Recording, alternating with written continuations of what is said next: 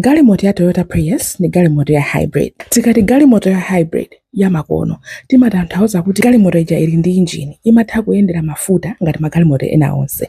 Koma ngati fuel akutilonjeza ntawuni monse mwazazizira ya fuel ilinso ndi battery yokuti mutha kungochaja galimoto ija nkumayendanso bwinobwino. Thupi lathunso lili ngati Toyota Prius ndi la hybrid. Gwirani kaye ganizo limene lichonchi. Lero tikukamba za madaiti osiyanasiyana omwe anthu amapanga pofuna kuchepa thupi. Mwina lero ndi mawa kakhala koyamba ndi kotsiriza kukamba za madaiti. Chifukwa choti ine mwandekha ndayesa madaiti ambirimbiri osiyanasiyana ndipo pa ulendo wanga ophunzira za thupi langa. Thupi lathu sila chindunji kwambiri kuti mukhoza kungolipatsa formula kuti uzitere basi uchepa thupi. Ayi, mmene tinakambira kale pali zinthu zambirimbiri zomwe zimakhuza kunenepa kwathu.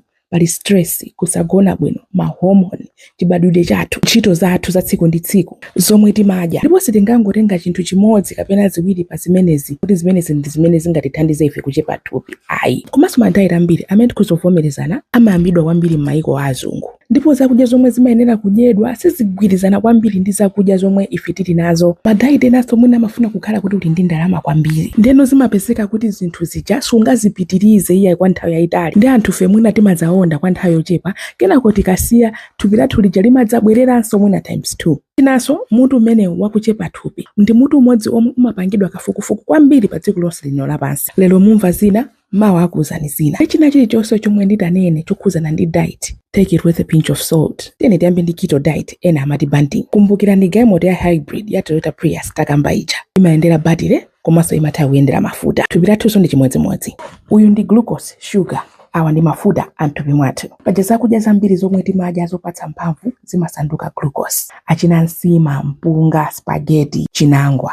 Ndipo paja glucose akakwera, insuliniso amakwera, zomwe zimapangisa kuti thupi lathu lizisunga mafuta kwambiri. Ngati simunamve china chilichonse pa sentence yomwe ndanenayi, bwererani mu maphunziro ambuyo. Takuwapeza pano pa Facebook komanso pa YouTube. Maphunziro onse amene tinaphunzira za nthenda ya sugar ndi khulupirira alipo atatu, komanso maphunziro onse ama hormone anthupi mwathu, mankhwala anthupi mwathu. Ndeti kakhala pa diet imene ya keto kapena kuti banting, imayenera kusiyiratu kudya ma carbs kuti thupi lathu liyambe kugwirisira ntchito mafuta anthupi mwathu. Pamenepa ndikuti tikusintha fuel yemwe thupi lathu limagwirisira ntchito kuchokera ku sugar kupita ku mafuta, mafats. Sugar akatsika ndiye kuti insuliniso akutsika ndipo thupi lathu limayamba kugwirisira ntchito mafuta ake omwe. Diet imene simangochepetsa thupi chabe chifukwa chokuti ukutsiyamwa mafuta ako omwe yayi, komanso chifukwa chokuti insulin ndi sugar amakhala otsika nthawi zonse. Anthu amene ali kumayambiriro kwa nthenda ya sugar, prediabetes, komanso insulin resistance imawachitira ubwino ndipo amatha kuchira osakhalanso ndi nthenda ya sugar ija. Ndiye ngati adokotala akuwuzani kuti muli ndi prediabetes, muli kumayambiriro kwa nthenda ya sugar, mutha kuyamba banting, mutha kuyamba keto, ndipo thupi lanu litakubwerera mchimake. Bwereno ku intermittent fasting kapena kutsala chakudya. Mu diet imeneyi anthu amakhala ndi maola ochepa pa tsiku omwe angadye, ndipo pa maola ambiri sadya china chilichonse. Mwachitsanzo, ngati chakudya changa chotsiriza pa tsiku ndadya 8 koloko madzulo, kukacha mamawa ndisadye china chilichonse, mwina kungomwa madzi kapena tea koma opanda sugar olo chomwera. Pamenepo ndiye kuti chakudya changa choyamba tsiku limenelo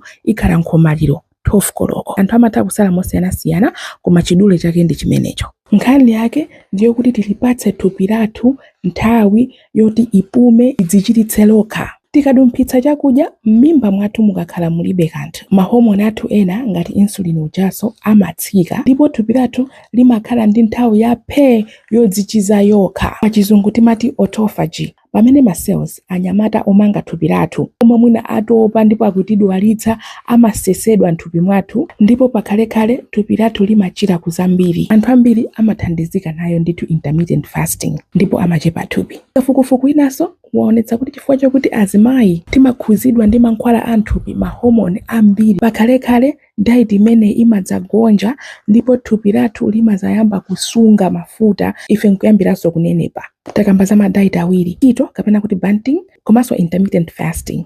Keto mungoganizira kuti pambali yanu ya nsima ndi ndiwo ija muchosepo nsima ija. Zinthu ngati mapeyala, ntedza, nyama, mazira ndi masamba basi. Intermittent fasting ndikuti mukuchosa chakudya chimodzi kawiri cham'mamawa. Mukamaliza kudya nsima yanu 8 koloko simukutolatolanso kumwa tii. Palinso madaiti ena osiyanasiyana achina paleo. Daiti onsewa ineyo ndapanga ndipo amagwira koma kwanga nthawi kochepa nthawi zambiri. So zinthu zoti unganoti ine moyo wanga wonse ndizipanga banting, of course anthu ena amakwanitsa.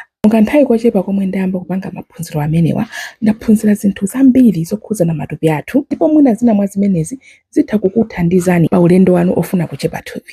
Dzakhaleni pompa mmawa pamene tizaphunzire part 2 ya mmene tingapangire 2026 kukhala chaka chomwe thupi lathu litazichiritse lokha, kukhala athanzi, maso kuchepetsa weight yathu, kukhala a size yabwino. Zikomo kwambiri, mwakoma nonse.